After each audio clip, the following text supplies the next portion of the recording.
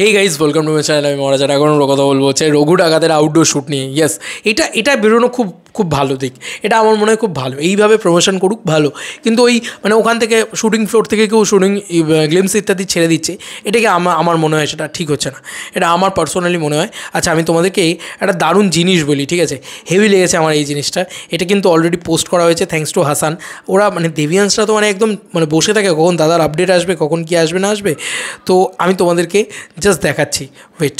Deviance Hasan আমাকে পাঠালো এই ভিডিওটা, এই পোস্টটা। সেটা হচ্ছে the Bardhaman bus is an আশ্রগ্রাম। আচ্ছা ঠিক আছে, আউশগ্রাম ব্যাপারটা এরকম। মানে আমি এইরকম যে জায়গা আছে, সত্যি দেবদা বেঙ্গল ট্যুর করতে গিয়ে আমি সত্যি বলছি, আমি বেঙ্গলকে চিনেছি, ওয়েস্ট বেঙ্গলকে চিনেছি। আমাদের আর কতটুকু, আমাদের এই কলকাতার আশেপাশেই ঘোরাফেরা। আর আমরা যদি ঘুরতেও যাই, মানে শিলিগুড়ি ইত্যাদি ঘুরতে যাই, তাহলে শিলিগুড়িতে নামি, দিয়ে দার্জিলিং বা গ্যাংটক বা ইত্যাদি শৈল শহরে চলে যাই। কিন্তু আমরা কিন্তু আর বাইরে ঘুরি না, এর বাইরে।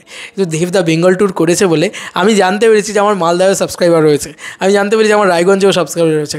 বিশেষ করে মানে নর্থ বেঙ্গলের কথা বলছি, কারণ ওটা আমাদের একটা খুব মেমোরেবল একটা বেঙ্গল ট্যুর ছিল।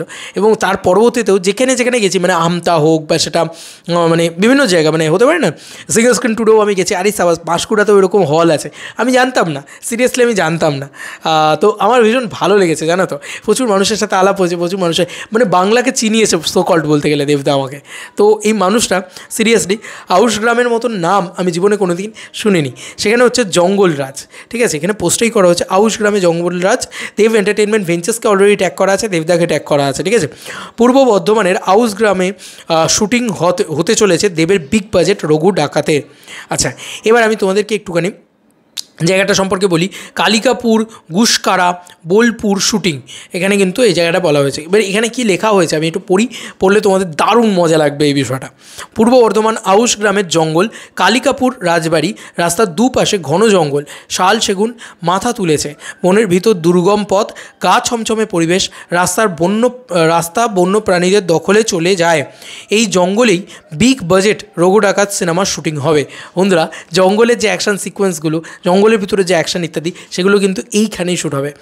জাহাজের অ্যাকশন সিকোয়েন্স নিয়ে তো অনেকেরই অনেক মন্তব্য রয়েছে। বন্ধুরা, জাহাজে যে কী অ্যাকশন সিকোয়েন্স হয়েছে সেটা তো মানে আর কি বলার আছে। এখন তো সবাই হয়তো দেখে ফেলেছে, আমি জানি না।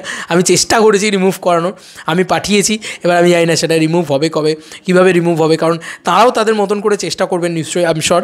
বা হয়তো কী আমি জানি না, মানে আমি কিচ্ছু জানি না। তবে আমি আমার তরফ থেকে আমাকে যদি কোথাও কোনো জিনিস শুটিং লিক ইত্যাদি, এবার এরকম জায়গায় যখন বর্ধমানে যখন শ্যুট হবে, আমি শিওর যে হয়তো এখান থেকেও হয়তো শুটিং লিক ইত্যাদি হতে পারে। তাই জন্য আমি তোমাদেরকে রিকোয়েস্ট রাখলাম, যদি কোথাও কখনো শুটিং লিক হয় তাহলে আমাকে পাঠিও, আমি চেষ্টা করবো সেটাকে রিমুভ করে দেওয়া। আমি হাউসকে পাঠিয়ে সেটাকে রিমুভ করানোর ব্যবস্থা করব, চেষ্টা করবো। এটা ছবিটার ক্ষতি আমরা কেউই চাই না, কোনো দেভিয়েন্সটা চাই না। তো আমি যেহেতু মানে যোগাযোগ রাখতে পারবো, তাই জন্য আমি বললাম তোমাদেরকে এই কথাটা। তবে এই আপডেটটা পেয়ে কেমন লাগলো? আমার তো ভীষণ ভালো লাগলো। পূর্ব বর্ধমান, মানে বর্ধমানে গেছিলাম আমি বেঙ্গল ট্যুরে, সেখানেও আমার সাবস্ক্রাইবার খুঁজে পেয়েছি আমি।